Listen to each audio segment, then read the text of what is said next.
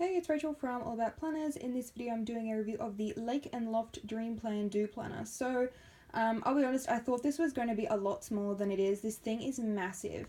So, if I grab my ruler just to show you, so you'll believe me, it is about 7.25 inches wide. This is obviously the cover, so the pages inside are a little smaller, but the cover is quite big to protect it all by about 11.25. So, it is huge. It is also super fat. Let me show you.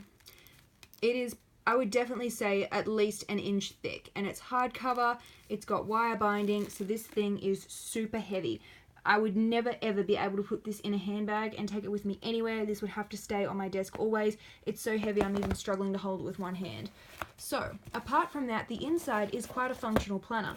I was actually expecting it to be more around the size of the Mambi half sheet, which I think would be the perfect size for it, because at this page size it's just a bit too big for my liking. But if you have big handwriting and you don't mind leaving the planner on your desk at home, then it could work for you.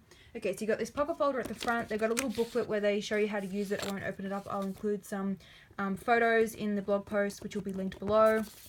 There's also some planner stickers, kind of random. And then we go into the actual planner. Now these tabs are ginormous, which I quite like. So you can see, look how big this thing is. That is a big tab. And then we go into big ideas, and then they say minor details, and this is what I was talking about with the line spacing. So definitely ideal if you have big handwriting. Just into relation to my finger, I would say that would be at least 1 centimeter wide, which is probably about double what normal line spacing is for planners. And then again with the jumbo tabs, look at the size of the plan tab. It is the whole thing. So you would not have difficulty finding that section. And then they have these different dividers with different colors throughout for each. Let me just show you a couple.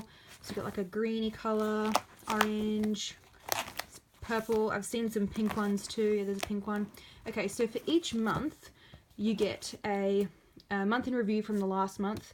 Then the divider. Directly printed onto the back of the divider is the monthly goals. As you can see, big font and line spacing is continued throughout. So monthly goals, very simple. Probably not detailed enough for me and not enough space to write, but again, big handwriting would be suitable. Again, with that big ideas, minor details. Then we have our monthly budget page, which is always helpful and a good idea. And then the money tree. So I quite like this different layout.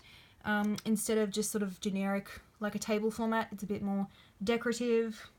And I like the little progress bar. And then we have the monthly calendar. So very simple, nothing really much to say about it. You do get a little section up the top here where it says Dream Plan Do, and then it's unlined notes. Now, you probably know what I'm going to say. Yes, it does do the split boxes. If I jump to September, you'll see what I mean. The split boxes do make an appearance, unfortunately. Don't know why you would do that and why you wouldn't just restart the numbering, because you've got these big blank boxes that are doing nothing, which is a bit weird.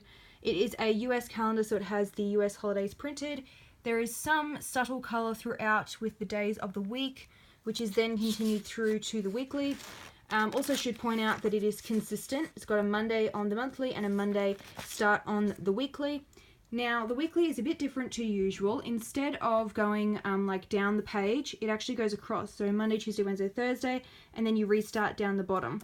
Saturday and Sunday are combined. I'm not really a fan of that because I feel like this here is a bit of wasted space. You could just make that Saturday and then all this Sunday. To each their own. I would probably never use this section like that at all. And again, big spacing. I'd probably fit about double the checklist tasks. And I'm also not sure why there's such a huge margin between the edge of the box and the start of the checkboxes. So I really think this planner could have been good, but there's just a few things that just make it not terribly practical and just not as good as it could have been. Also not really a fan when they include dates at a glance calendars on the weekly, because you can just jump straight to the monthly and see that anyway. And these tabs, okay, there is one good thing that I do really like. These tabs are pretty darn good. They're really thick cardstock laminate, very sturdy, and they're big. So very chunky, easy to grab. The cardstock dividers are really good quality, very thick. It's just the functionality throughout the planner is lacking a bit. At the back we have the extras section, which has a couple of different things. You got the days at a glance, do like little note section down the bottom. Then we jump to an event planning page, which I would probably just repurpose for like general planning, because it's already got the dates here. You could use some colored dot stickers to color code things like your vacation days, that time of the month, public holidays.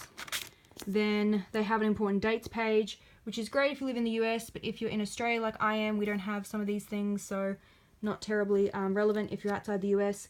Again, with the massive line spacing for the notes page. Then they have a birthday tracker, which again you could just repurpose for something else. And very unusual and something that I've not seen before. They've got the gift ideas page, but is these cards. So they've got a whole bunch of different cards which match the colours of the monthly dividers throughout the planner, and they are perforated, so you can just punch it out and then use it. So it's like a little postcard thank you card. They had a happy birthday one, I thought I saw. Yeah, happy birthday ones. So something different. If you were going to use this planner and take it with you on the go for whatever reason, I would probably rip these pages out because they are cardstock, so it's probably adding extra weight to what is already quite a heavy planner.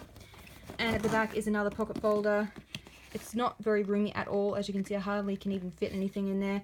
Probably only fit a couple of pieces of paper, so again, could have been a good idea, but the functionality is just letting it down a bit. And those hardcovers are also adding to the weight, but they are sturdy and they will protect all those tabs. As you can see, it's quite extended out quite a bit. So on the whole, would I use this planner? Probably not, because I don't have jumbo handwriting and it's just a bit too bulky and clunky for me. However, if you do have big handwriting, this would probably be one of my best picks, because there's not many planners that will have line spacing that is quite so big. So that is it for this planner review. I will include a link below to the blog post that will have all the photos if you wanted to have a quick squiz at it again, and I will measure those lines just so you know the exact line spacing as well. Don't forget to subscribe to my YouTube channel. I usually post a couple of planner review videos each week.